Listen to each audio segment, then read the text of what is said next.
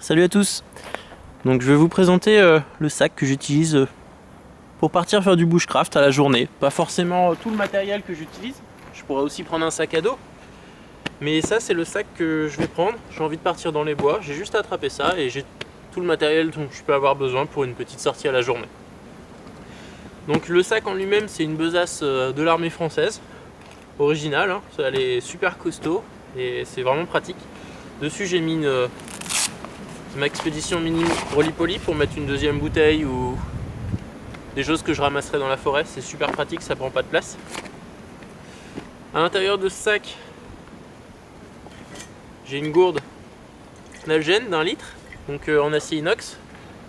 Très pratique, on peut faire bouillir de l'eau dedans. Très solide aussi. Et avec, j'ai une tasse qui me sert pour la randonnée et pour faire mon café. Une tasse en titane avec le contenant et le couvercle. Donc ça, c'est super pratique. Ensuite, au niveau des outils, j'ai toujours ma petite scie Fiskars. J'ai aussi la Bacola Plunder, mais celle-ci est beaucoup plus petite, beaucoup plus légère. Et elle coupe vraiment bien pour ce que c'est. Peut-être un peu plus fragile, mais bon, si c'est pour couper des branches, etc., ça va, c'est plutôt bien. Un couteau, Fallkniven F1. C'est un vrai laser, c'est inox, ça frotte bien le fire steel, c'est vraiment top comme couteau. C'est pas trop lourd, c'est vraiment bien. L'étui en revanche, moyen, mais bon, j'adore ce couteau. Ensuite, bon, je me prenais en général avec une cuillère en bois que j'ai faite. Un bonnet, on sait jamais. Si je devais dormir dehors ou autre, le bonnet ça aide beaucoup. Des lunettes de protection, si je coupe du bois, qu'il y a des copeaux, que je monte dans un arbre, que je me mets de la mousse dans l'œil ou autre, ça m'est déjà arrivé, donc maintenant je préfère mettre des lunettes. C'est vraiment, ça pèse rien du tout et ça protège vraiment, c'est vraiment pratique. J'ai aussi un bandana. Il y a plein d'utilisations possibles pour un bandana et ça pèse juste rien. Des gants pour bouger des braises, pour attraper des trucs de chaud. Très pratique. Mon kit feu. Hein, le bushcraft sans feu, ce serait bizarre quand même. Donc dedans j'ai mon kit avec mon briquet à silex. Je vous montrerai ça une autre fois. Un fire steel, un briquet, de la fire cord, donc ça me sert de corde mais aussi d'amadou, pourquoi pas. C'est pas terrible mais bon c'est pratique. Des allumettes, un bout de bois gras et un opinel. On sait jamais, si je pomme mon couteau, j'ai toujours un rechange. Donc cette petite poche est vraiment pas mal. Ensuite, j'ai un peu de ficelle, pas énormément, mais de la paracorde. Donc juste ce qui pourrait être utile. Ma montre avec la boussole, j'ai pas forcément Masto sur moi, donc la montre Décathlon avec la boussole c'est vraiment pratique quand on se balade. Ma lampe frontale, très pratique pour quand on veut pas avoir les mains prises, donc lampe frontale pour le bushcraft c'est vraiment top. J'ai aussi une deuxième lampe qui éclaire super loin, c'est une Phoenix rechargeable. Et franchement, si j'ai envie de me balader dans les bois, etc., j'ai envie d'éclairer loin. Vraiment très pratique. C'est pas nécessaire, hein. Si j'ai déjà la frontale, ça me suffit largement, mais j'aime bien avoir plusieurs lampes. À ceci va s'ajouter évidemment mon kit de survie que j'ai pas pris là, qui est dans ma sacoche de tous les jours, mais mon kit de survie que je vous montrerai dans une autre vidéo.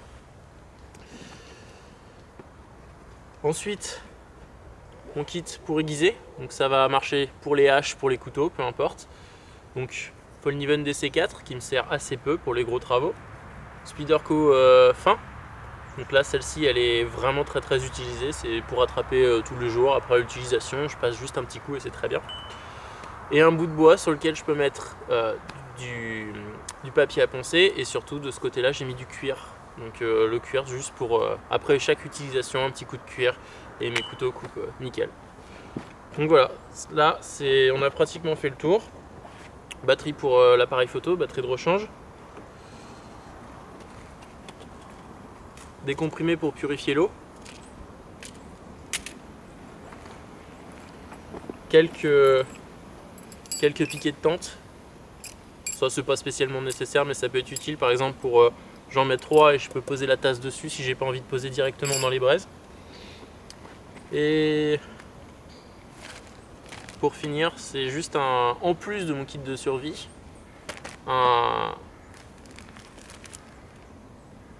une mèche juste pour en cas de gros saignement, tout simplement pour arrêter le saignement. C'est super pratique. J'espère ne pas en avoir besoin, mais bon, si je saigne beaucoup, on joue quand même avec des outils tranchants, très tranchants, genre le couteau, les haches.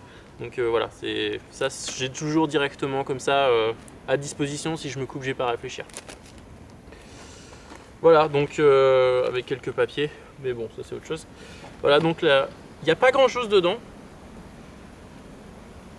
Il y a 2 poches ici, une poche principale plus une poche derrière. C'est pas très lourd, c'est vraiment confortable, c'est pratique. Donc j'aime beaucoup ce kit de bushcraft. Ça c'est tout le matériel que je pourrais avoir besoin pour une journée de bushcraft. J'ai envie de sortir, je fais du feu, etc. À ça je pourrais y ajouter une hache ou une hachette. L'avantage de la hachette Wildlife, c'est qu'elle rentre dedans. Donc c'est vraiment très pratique. Sinon je pourrais sortir évidemment avec une hache plus grosse, hein, Small Forest ou la grosse pour couper des arbres. Peu importe, c'est en fonction de mes utilisations, ça va s'ajouter à ça. On pourra aussi ajouter la couverture en laine qui est super pratique pour pouvoir juste poser par terre et s'appuyer, qui va protéger du feu les affaires. Si j'ai mon sac de couchage par exemple dans un abri, je pose la couverture en laine dessus et elle sera protégée. À ça, je pourrais ajouter un tarp, ici un tarp en polycoton. Je vais prendre de la ficelle en plus pour pouvoir faire mon abri.